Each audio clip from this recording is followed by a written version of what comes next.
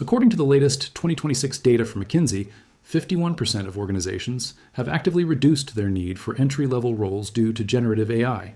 At the exact same time, a record 5.6 million independent workers in America are quietly pulling in over $100,000 a year.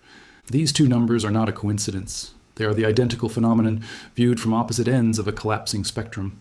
You have been sold a lie about the future of work. The media insists the battleground is returning to the office versus remote work. That is a distraction. A petty fight over the arrangement of deck chairs on a sinking ship. The real shift is far more ruthless. The traditional employment contract is economically dead. The market has permanently stopped buying hours. It only buys outcomes. If you don't understand the difference, you are about to become a casualty. Phase 1, the collapse of the time output illusion. To understand how the trap snaps shut, you have to look at how it was built. The Industrial Revolution created a bizarre economic transaction. Capitalists needed physical bodies in a specific location to operate heavy machinery. Henry Ford didn't standardize the 40-hour workweek out of benevolence or a sudden burst of worker solidarity. He did it because 8 hours was the maximum physical limit a human body could assemble car parts before fatigue caused costly errors on the assembly line. Because they couldn't measure the exact mental output of each worker, they defaulted to measuring the only metric they could verify visually: time. 1 hour equaled 3 Model T fenders. You surrender 8 hours. They hand you a fixed sum of currency.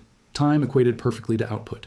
We internalized this factory logic so deeply that we applied it blindly to knowledge work. We trapped software engineers, financial analysts, marketers, and designers in cubicles, and demanded they look busy for 8 uninterrupted hours. But a human brain is not a conveyor belt. Cognitive output does not scale linearly with time. You can stare at a spreadsheet for 6 hours and produce nothing, or you can have a flash of insight in the shower that saves a company $4 million. Yet, the lie held together for decades. You pretended to work for 40 hours, and the corporation pretended that your physical presence was generating proportional value. Anthropologist David Graeber called the result bullshit jobs. Entire massive industries built on performative labor, sending emails to confirm the receipt of previous emails, sitting in status meetings to discuss the scheduling of future alignment calls, creating slide decks to summarize the previous quarter's slide decks. We were playing factory. Then the algorithms arrived, and the math broke entirely. Right now, in 2026, corporations are realizing they are paying for 40 hours of physical presence, but only receiving about 14 hours of actual cognitive output. They are correcting the equation, not by demanding more hours, but by severing the employment contract entirely. They are stripping away the padding. The safety net of the biweekly paycheck is evaporating. YouTube has demonetized this channel because the information I share is not advertiser-friendly. They are terrified of this knowledge. They want you sedated with generic career advice, safely dependent on the corporate structure, so you keep consuming. I refuse to soften the truth for their algorithms.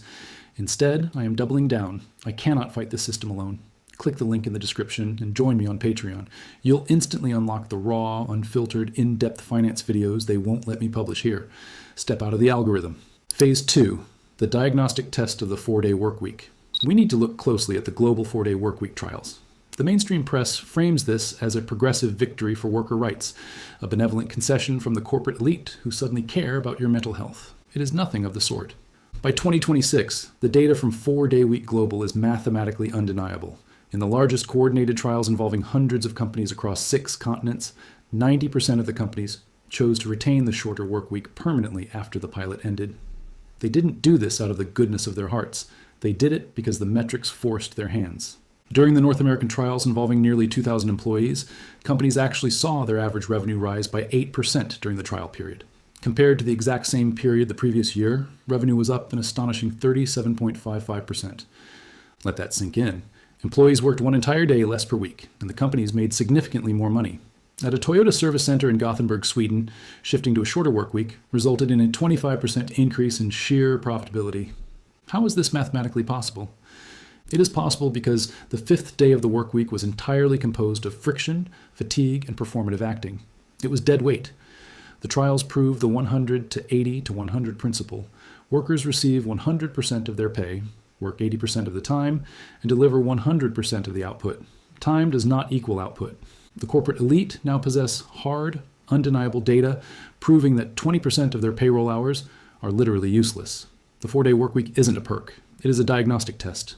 It revealed the exact percentage of corporate bloat, but the revelation goes deeper. Burnout dropped by 67% across the participants in these trials. Why does that matter to a ruthless CEO? Because burnout is highly expensive. It destroys institutional knowledge, drives up healthcare premiums, and spikes turnover costs. Rest is no longer viewed as a luxury. The analytical class now understands that rest is a mechanical productivity input. You cannot run a high-performance cognitive engine without cooling periods.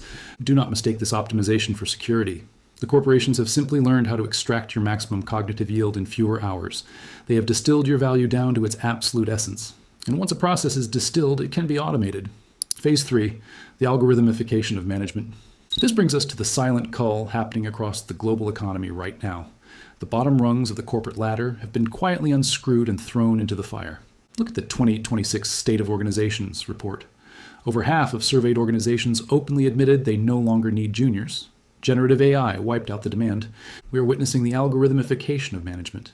According to the same report, 55% of leaders expect exponential productivity gains, not by hiring more people, but by building a new world of collaboration between humans and AI agents. The AI agent doesn't need health insurance. It doesn't experience burnout. It doesn't ask for a 4-day work week or complain to human resources. It executes perfectly, silently, in milliseconds.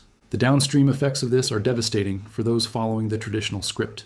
Data from the U.S. Bureau of Labor Statistics shows that unemployment among college graduates aged 23 to 27 rose from 3.25% in 2019 to 4.59% in 2025. These are the rule followers, the ones who did everything society asked of them. They took on 6 figures of student debt, got the degree, and expected to trade their time for a secure entry-level desk job. They are arriving at the gates of the corporate citadel, only to find that the jobs they were promised are now lines of code executed by a server farm. The apprenticeship model of the modern economy is broken permanently. Historically, a company hired a junior employee, accepted their initially low output, and trained them. The company took a financial loss on the junior's early years to secure a highly skilled senior employee later. AI destroyed that social contract. Generative AI can produce the low-level output instantly, for fractions of a penny. The company no longer has a financial incentive to train the junior. They just buy the enterprise AI software and hire one ultra-skilled senior operator to oversee the output of 1,000 automated processes. The middle class was built on the entry-level job. It was the training ground, the buffer zone. It is gone. Phase 4, the separation of the species. You are standing on a fault line. If you are sitting in a cubicle right now, hoping that loyalty, a good attitude, and arriving at 8:55 a.m. will protect you, you are playing a game that ended 3 years ago. The rules were rewritten while you were busy answering emails. But here's the piece of the puzzle no one wants to say out loud. The death of the 9 to 5 is only a tragedy if you are a dependent. If you know how to operate the machinery, it is the greatest transfer of leverage in human history. The workforce is aggressively bifurcating. We are splitting into 2 distinct species, the managed and the sovereign operators. The managed are those clinging desperately to the remnants of the industrial model. They are fighting for the few remaining W-2 jobs. They are subjected to increasingly draconian monitoring software, keystroke loggers, mouse trackers, webcam attention algorithms. Because the corporation knows time doesn't equal output, they try to force the equation by micromanaging the human nervous system. The managed are stressed, surveilled, and constantly threatened by the next software update. Then there is the other side of the divide. The sovereign operators. Let's look at the numbers. They are staggering. As of 2025, the U.S. independent workforce surged to 72.9 million people. Statista projects. This number will hit 86.5 million by 2027. That will be nearly half of the entire American workforce operating outside the traditional employment structure. These are not teenagers driving for rideshare apps or delivering food. That is the gig economy. The gig economy is a trap where you still trade time for money, just with zero benefits, worse pay, and algorithms playing the role of your boss. The sovereign operators exist in the highly skilled independent economy. In 2024, U.S. skilled freelancers generated $1.5 trillion in earnings. A record 5.6 million independent workers earned over $100,000 annually in 2025. That is a 19% jump from the previous year, and nearly double the number from 2020. The average U.S. freelancer is now pulling in $108,028 a year. That is more than double the median national income. Why is this happening? Because when a corporation stops buying hours and starts buying outcomes, the person who can guarantee the outcome captures the margin. The corporation saves roughly $11,000 a year per remote worker in real estate and overhead costs alone. The sovereign operator knows this. They don't ask for a desk, a pension, a parking spot, or an HR department. They offer a pure, frictionless transaction. They say, I will solve this specific, highly valuable problem for you. It will cost you exactly this much. The corporation agrees because it entirely removes their operational risk. The operator wins because they have decoupled their income from their time. If the operator uses AI to solve the problem in 2 hours instead of 20, they still get paid the full outcome fee. They keep the time dividend. The W-2 employee does not. If an employee figures out how to do a task 10 times faster, their reward is simply more work assigned to them for the exact same salary. Efficiency is punished in the corporate world. Efficiency is weaponized in the sovereign economy. Phase 5, the economics of the premium. The sovereign operator understands a fundamental law of modern wealth. Risk carries a premium.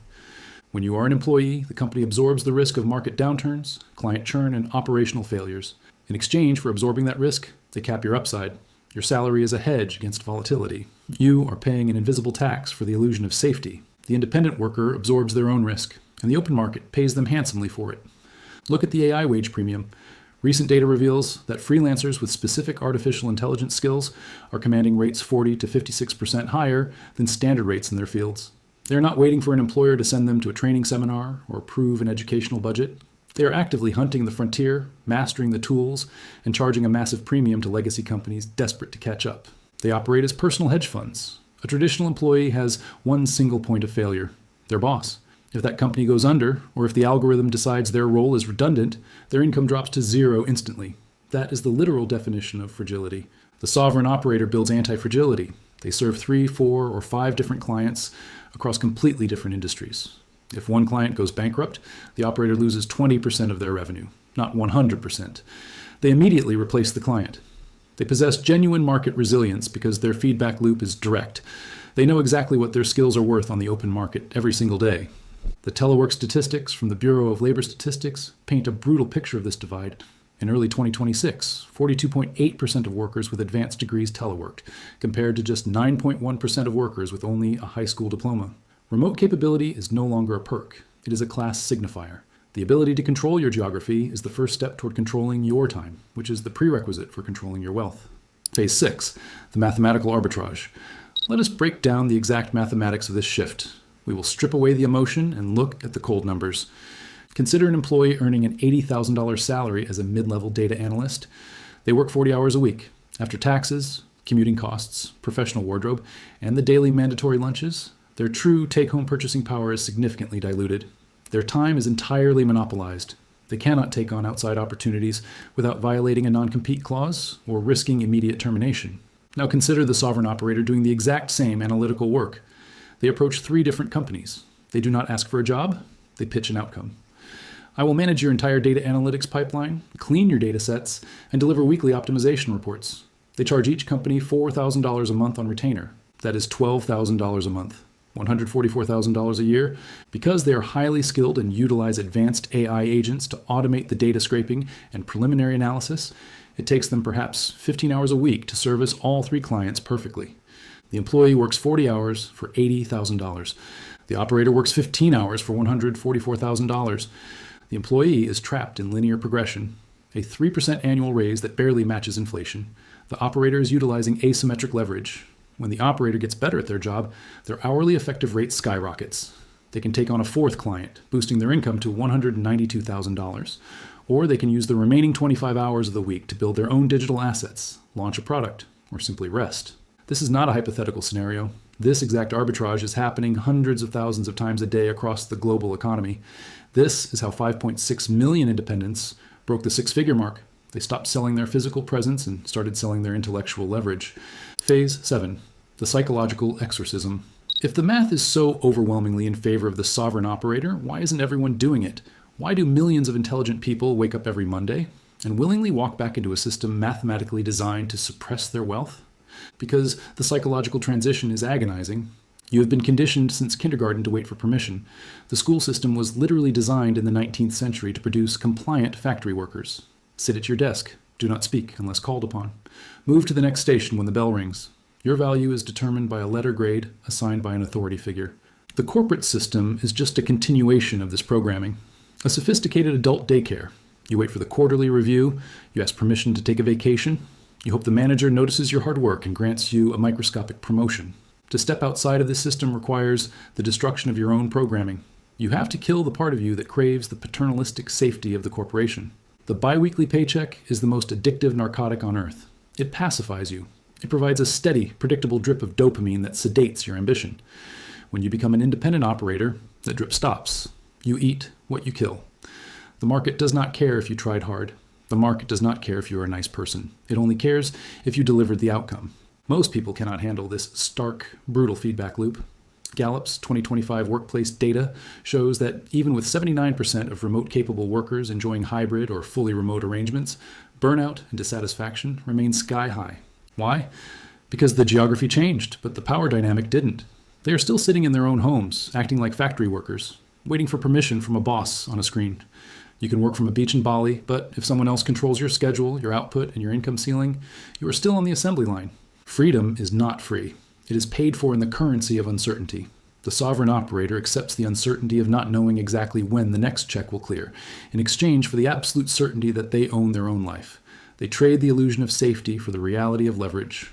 The 9-to-5 job was a historical anomaly. For thousands of years before the Industrial Revolution, humans were craftsmen, merchants, farmers, and artisans. We were independent operators trading value. The century of the corporate drone is ending. The technology has evolved past the need for human cogs. You're standing at the exact moment in economic history where the old world is dying and the new world is being born. The destruction of the corporate ladder is not a crisis. It is a clearing of the brush. It is the removal of the middlemen who have been siphoning your economic energy for decades. You have two choices. You can cling to the sinking ship, you can update your resume, beg for an entry-level job that an AI can do better, and submit yourself to the keystroke loggers. You can play a game where the absolute best-case scenario is that you trade the best years of your life for a middle management title and a stress-induced ulcer. Or you can adapt. You can look at the $1.5 trillion flowing into the independent economy and decide to carve out your piece. You can identify exactly what outcome you can deliver, master the AI tools that give you leverage, and start pricing yourself as a business, not a subservient employee. The death of the 9-to-5 is coming for everyone. You can either be a victim of the shift or the architect of your own sovereignty. The math has already decided the future. Your only choice is which side of the equation you want to be on. If what you just heard rearranged something in your head, understand this is only a fraction of what I can show you publicly. The algorithms that control this platform are designed to keep you compliant, distracted, and completely dependent. They restrict the true heavy-hitting financial mechanics because independent minds threaten the entire system. I will not sanitize this reality to please them. If you're ready to build real, unshakable leverage, click the link in the description and join me on Patreon. We are building an army of sovereign operators in the exclusive members-only finance videos. Most people will close this video and go back to sleep. Don't be like them.